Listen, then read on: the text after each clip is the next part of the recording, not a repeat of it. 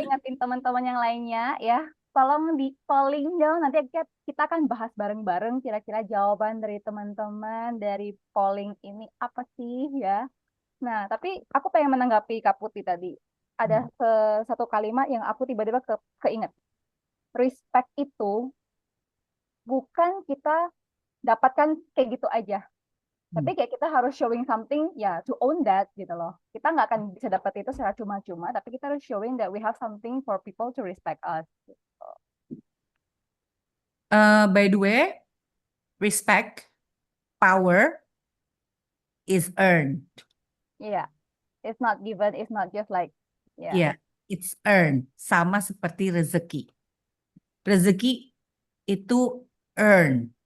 Seberapa keras kita mencari rezeki, menjemput rezeki, itu membuktikan bahwa sebetulnya setiap orang punya peluang yang sama, tapi it's just a matter of earning. kita berusaha untuk Iya, mendapatkan. pasti. Kita kan sama-sama dikasih kapasitas yang sama. Jadi kalau ditanya, oh, kok bisa sih Kak Putih sekolah terus gitu ya. Dan alhamdulillah di tempat-tempat yang cukup bagus gitu di Indonesia, ya jawabannya karena belajar. Saya suka banget belajar, by the way. Belajar itu menyenangkan gitu.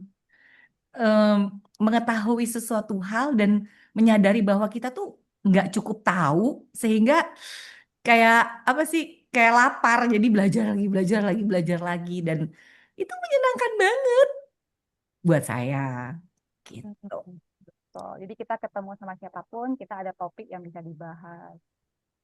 Nah, ini Kak Putih ada ternyata yang ngerasain hal yang sama juga. Di kolom komentar ada Meta, saya pernah ngalamin juga waktu mau presentasi di kelas waktu kuliah. Saya rapi dan proper, tapi dosennya laki-laki. Bilang, ngapain sih rapi banget? Kayak mau ngajar aja.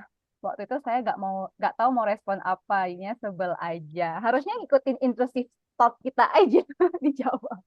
Langsung spontan ya Tarik ngerespon. napas dulu, oke. Ini langsung jawab atau gimana? Boleh. Tanggapin aja. Tarik, ya, aku tanggapin sedikit ya, Kameta. Nih buat next time nih, next time kalau misalnya ada statement-statement yang menurut kita ini gue sebel nih gitu. Nah, kita tarik napas dulu, kemudian karena ini semakin sering dilatih, kita akan semakin cepat gitu. Kita tarik napas dulu dan ingat, kita di situ mau ngapain, so mark your position. Misalnya di gini. Ngapain rapi banget kayak mau ngajar aja? Jawabannya, oh ya pasti dong Pak, saya kan mau totalitas 1000%. Udah gak sebel lagi pasti. Malah dia yang akan klek gitu. Nggak apa-apa Kak, lanjutin aja. Nah, SPD. ya, tapi kalau mau jawabnya begitu. Jadi tarik napas, pikir. Ya nggak apa-apa dong Pak, saya kan 1000%. Totalitas. Dan itu akan memberikan sinyal ke diri kita sendiri. Karena sebenarnya yang lebih penting itu diri kita kan. Diri kita dulu yang paling penting nih. Sebelum orang lain, itu diri kita dulu. Sama kayak kalau di pesawat yang harus pakai masker duluan kan diri kita kan. Baru kita kasih ke orang. Jadi begitu. Kita balikin ke diri kita aja dulu. Dan ketika kita bilang bahwa kita persiapannya 1000% gitu, itu menunjukkan mood kita ya. sangat. Dan ada benefit tambahan, tahu nggak apa? Kata Kak Almas. Sekelas tahu bahwa oh dia emang orang yang Orangnya super prepared. Ya. Itu namanya marking your territory, marking your position. Oh dia emang orangnya 1000%. Gitu. Ini juga langsung naikin pamor kita ya, secara tidak langsung ya. Kan kita nggak cari pamor. Kita kan emang overly prepared itu better dan nggak prepare sama sekali. Kalau saya nih biasanya kata Kak Almas, saya kalau mau presentasi apapun gitu ya, saya mau kelas apapun, kayak hari ini saya prepare paling nggak 2-3 kali. Saya baca lagi, saya begitu Saya kalau mau presentasi tuh saya selalu paling enggak 2-3 kali. Bahannya saya baca lagi karena over prepared itu is always better dan nggak prepare sama sekali. Bener. Karena biasanya kalau kita udah prepare dan udah proper dari rumah dan benar kayak niat entah ke sekolah, ke kuliah atau ke kantor, jadi tuh vibes untuk semangat kerja, semangat kuliah, semangat belajarnya juga jadi ngebut booster kan di hari itu gitu loh. Iya, jadi happy aja gitu bawaannya. Yang penting prepare head to toe. Aku juga sih gitu Kak. Kalau misalkan mau se-bad mood apa aku di hari itu, aku usahakan banget pas aku dress well pastinya, make up, ya pokoknya rapi lah. Karena kan kita nggak tahu ya, siapa tahu bisa ketemu temen atau mungkin ketemu jodoh atau orang yang dikenal di jalan ya kan? Gitu sih. Tuh, setuju banget. Nah, tadi kan kita udah ngobrol tentang awal momennya Kak Putih ya. Kira-kira nih nextnya di awal karir ini tantangan terberat. Kita udah masuk tantangan nih, Hmm. ya. Karena kita Oke. tadi udah nih ada pollingnya tadi kan tantangan apa. Jadi kita kan langsung masuk ke tantangannya juga. Kira-kira Kak Putih di awal karir tantangan apa sih yang paling berat yang dialami oleh Kak Putih ini dan cara untuk mengatasi dan melewati itu seperti apa? Tantangan di awal karir. Mm-mm. eh Sambil cerita ya, saya Wow. ceritain kisah gitu supaya teman-teman juga eh, juga ngerasa relate. Jadi saya tuh waktu pas saya lulus S1 dan kemudian lagi S2, saya kebetulan diminta untuk memperbaiki salah satu perusahaan. Perusahaannya itu punya seorang profesor lah. Dan profesornya cukup terkenal gitu ya, tapi perusahaannya lagi berantakan. Kemudian saya perbaiki bisnisnya dan saya masuklah ke lingkungan asosiasi industri bisnis tersebut yang isinya mayoritas laki-laki. Udah saya perempuan, saya masih muda, umurnya waktu itu kan belum 30, baru 20-an something gitu. Jadi waktu itu di awal karir banget tuh saya udah di dunia yang dikelilingi itu semua laki-laki gitu. Dan sangat patriarki. eh, itu tantangannya berat banget. Kita eh, diomongin gitu ya, di asosiasi, diledekin dan lain-lain. Bahkan tahu sendiri dong perempuan kalau masih muda biasanya suka diledekinnya apa? Suka di gitu kan, cuit-cuitin gitu kan, kayak Cie. gitu atau dicawil-cawil gitu di kayak gitu-gitu kan. Sebel kan pasti kan gitu. Kak Tata kan sering kayak terus orang SKSD ini di sini yang cewek-cewek sering ngalamin nggak? Biasanya kalau yang masih muda-muda kayak begitu gitu. Tapi kemudian saya buktikan dengan performa. Bisnis itu saya perbaiki gitu ya. Saya naikin 10.000% dan hingga menjadi top 3 di Indonesia. Jadi itu adalah my best revenge. Success is your best revenge. True. Setuju Di awal karir gitu. banget. Stigma stigma bahwa kalau perempuan itu kayaknya bisanya cuma nampang doang gitu ya.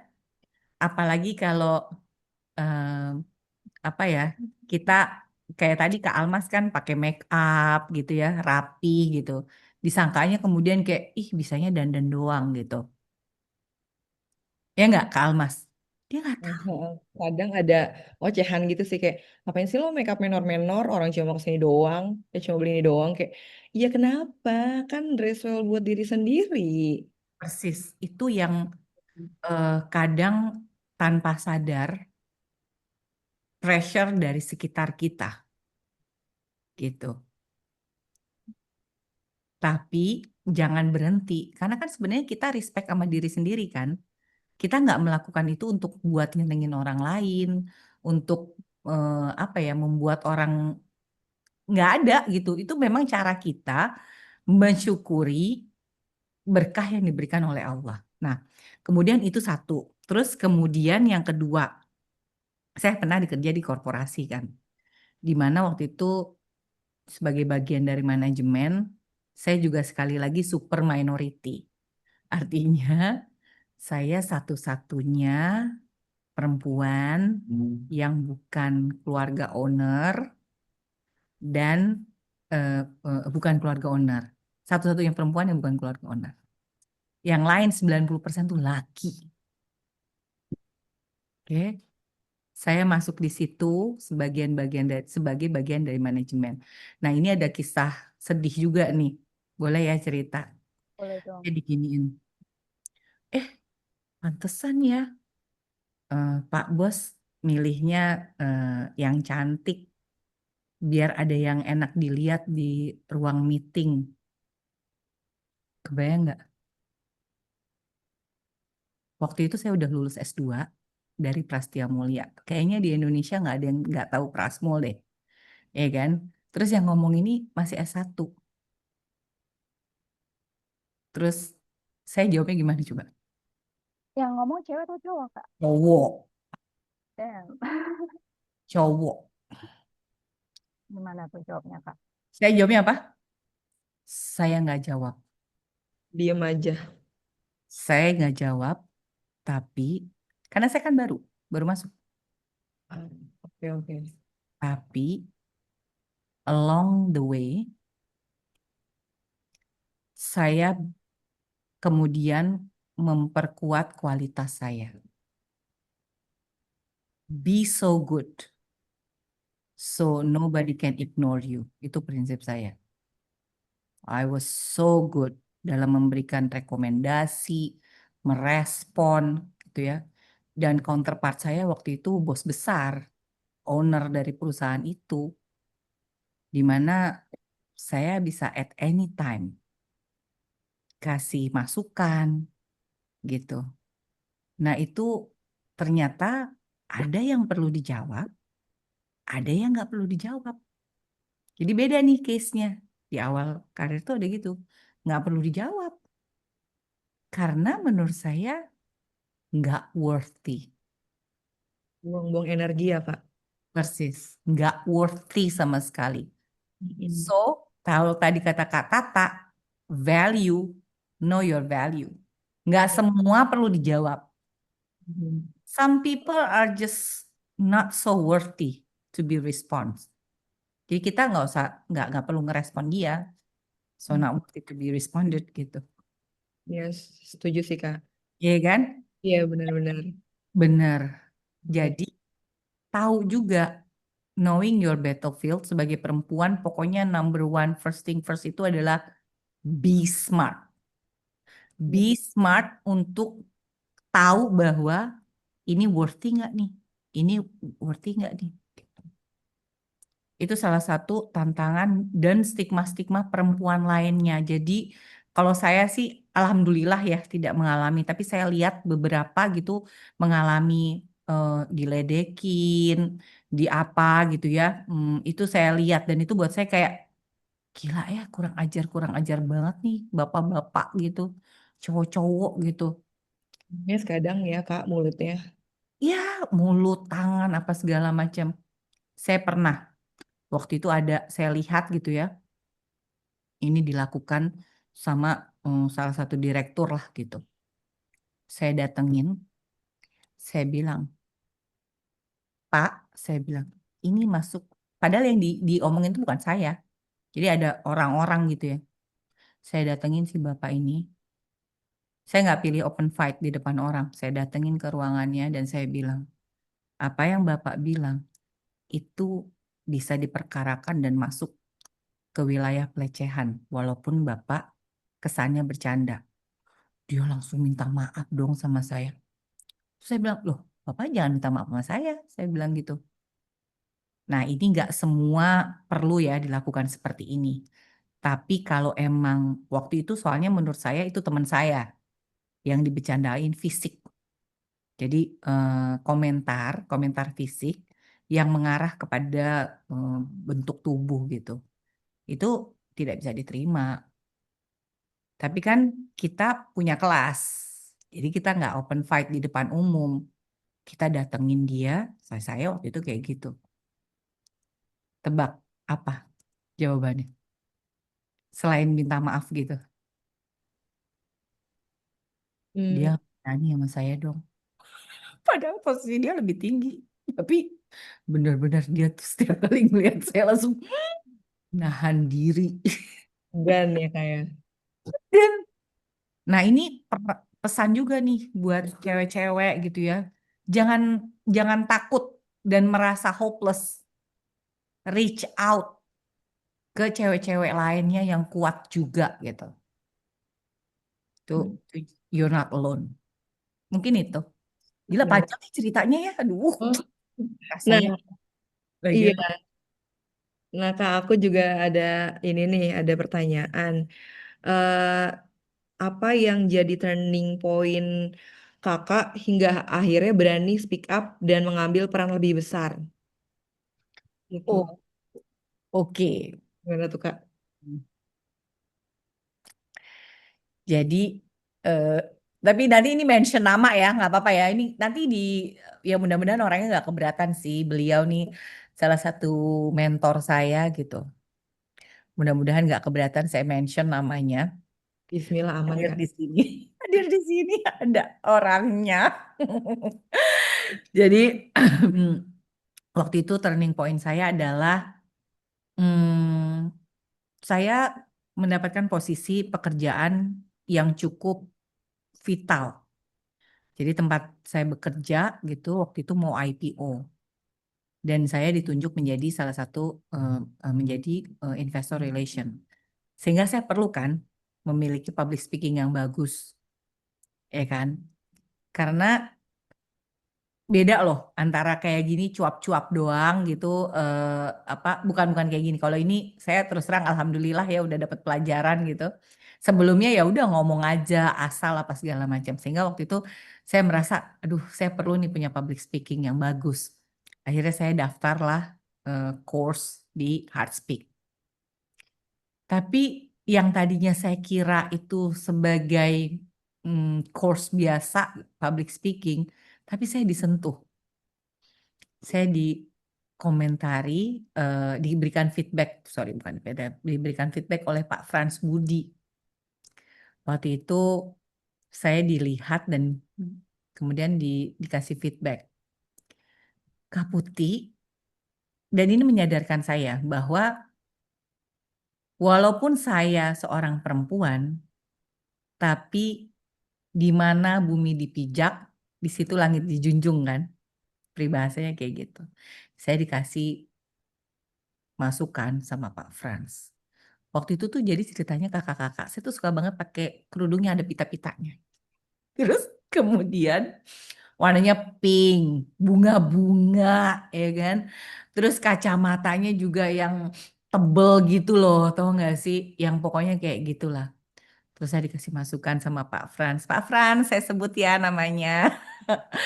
Saya dikasih masukan sama Pak Frans bahwa di dunia maskulin gitu ya, di dunia maskulin warna-warna yang netral itu adalah warna apa gitu. Pokoknya ada deh kacamata, postur gitu. Nah, sehingga saya sadar bahwa when it comes to power artinya bukan ego gitu. Jadi kalau kita mau ningkatin power artinya kita nambah kapasitas kita kan, iya kan?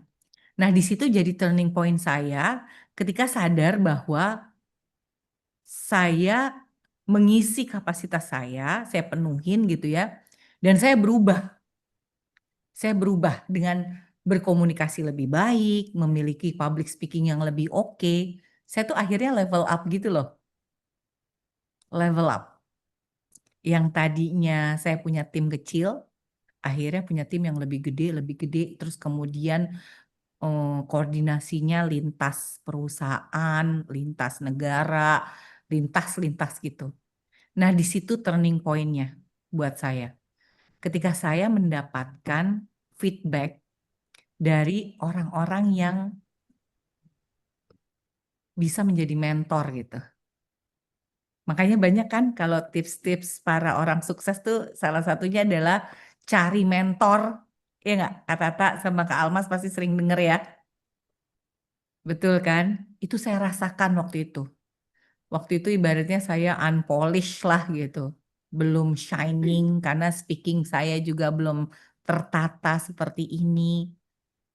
Pelatihan 2 hari, terus kemudian dilanjutkan lagi, ada kumpul-kumpulnya, terus ada pelajaran lagi, pelajaran lagi, pelajaran lagi.